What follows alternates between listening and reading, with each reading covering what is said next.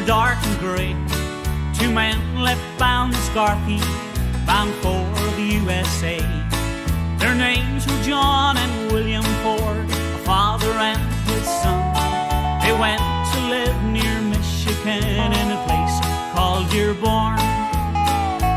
William met a girl and married. They had a baby boy. His parents called him Henry. He was their pride and joy. At 16 years he went to work, got an engineer's degree. The man who put the world on wheels when he built the Model T. Now we celebrate 100 years of Henry and his car.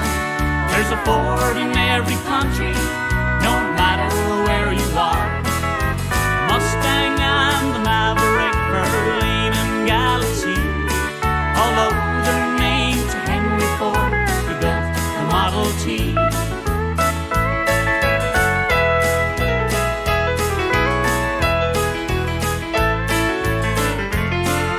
The Model T rolled off the line across the states and back. Any color you could ask, as long as it was black.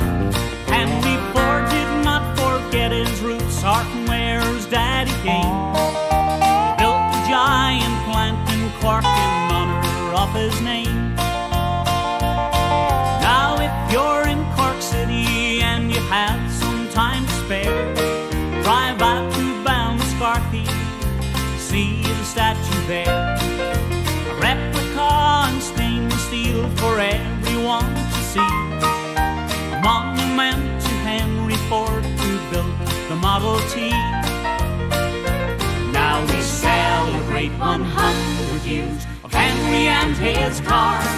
There's a Ford in every country, no matter where you are. Prefect and the Anglia, Cortina and Capri, all owe their name to Henry Ford, who built the Model T. Now we celebrate 100 years of Henry and his car. There's a Ford in every country,